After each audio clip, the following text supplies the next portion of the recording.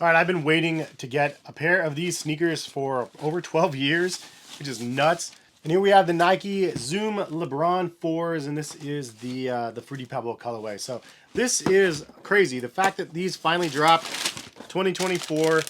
I did a video from years ago, 12 years ago, at Index PDX showing the sample pair that they had. Shout out to you guys that actually left a comment on that video from 12 years ago, because somebody left a comment and it like refreshed my memory that I even had that video. But basically, yeah, they had them in Index PDX, and I got a hold of them in hand, and I was like, dude, these are amazing. Someday maybe they'll bring them back. And because they never released, it was just a PE in the back in the day, and a friends and family sort of thing. And now we have a general released pair of the Fruity Pebbles with the official branding in the shoe as well. I absolutely love this outsole. It looked like lifesavers and stuff. Just all of the different colors, obviously Fruity Pebble inspired.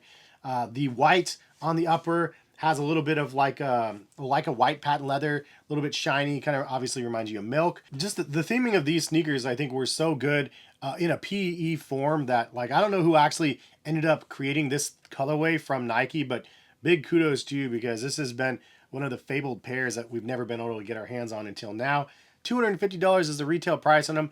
I will link them in the description if anybody's interested in buying them. I think some sizes are still available, I think, on Foot Locker, but Nike, I don't have them available over there right now. But I'm looking over the details right now because they are really, really detailed. It's a Lebron 4 model, which is a super heavy duty tank-like pair of sneakers. You have like a foamposite-like upper that goes up through the sidewalls of the shoe and up through the heel as well. Lots and lots of extra foam sort of material.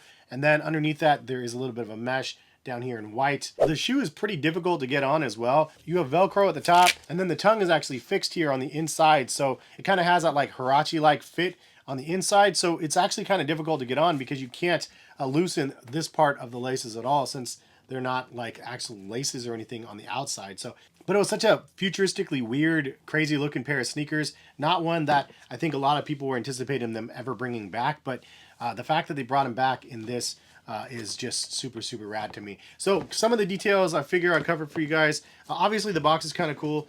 As you can see here, it says Fruity Pebbles on the side. And then it does say white, true red, mean green on the box. I got my 9.5. Then on the shoe, you have a Fruity Pebble print all over the upper, which is super nice. The milky look to the upper as well. Then you have hits of purple with the laces.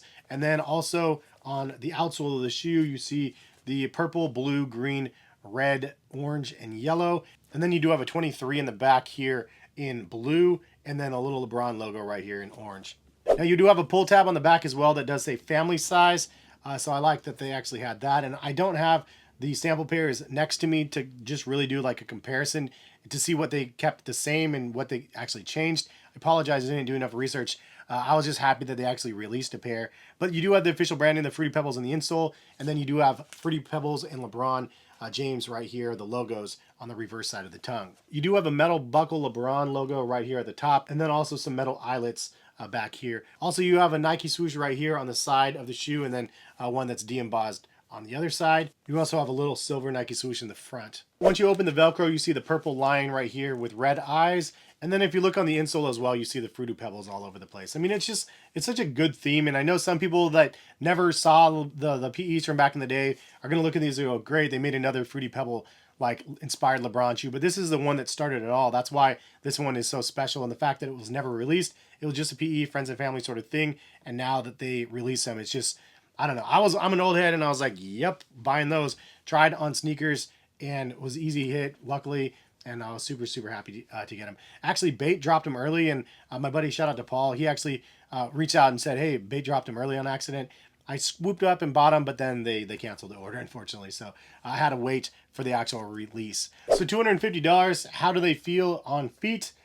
They're very, very snug, like crazy, crazy snug. Probably not very comfortable by today's standards for sure. They almost feel like a soldier boot. They're so incredibly big and sturdy and stuff. They do fit true to size though, in my opinion, at least for the length, but they're just ultra snug for me in the midfoot of the shoe. So don't love that, but obviously it is what it is. I mean, sometimes you just got to pay to play. And I was like, I got to play. Like, this is one that I definitely needed to get. But what do you guys think about all the LeBrons dropping that are just basically sitting or not really selling out? I mean, obviously we have the latest and greatest 21s that are really on sale for quite a cheap price. You can get them under $100. They're $200 at retail. I posted those. I'll post them in the link in the description as well for those interested. But personally, I think you're getting a really well-made shoe for a nice bargain price point there. Then you have these that are $250, and then other pairs like the animal print 2s that was like a PE back in the day as well. Now that they're dropping like the OG like PEs like to the mainstream audience now, I think it was a smart strategic move. It had lots of time to brew, and like 17 or whatever years later, we actually get the shoes that we saw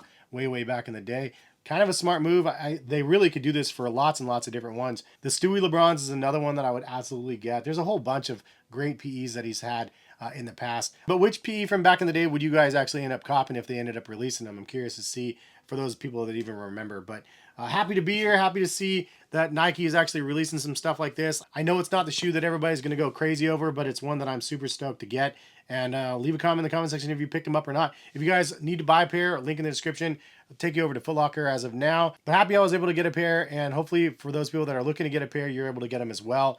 And yeah, crazy time in sneakers. They're bringing some OG gems back, and I'm here for it. Can't wait for the Galaxy foams. Hopefully we'll be able to get those when those drop. Hopefully this year. And yeah, there's lots of older stuff that definitely is exciting to see, and glad that they're bringing them out. But hopefully have a good rest of the day. Thanks for stopping by and watching, and hopefully we'll see you back on the channel for some more content. All right, peace, guys.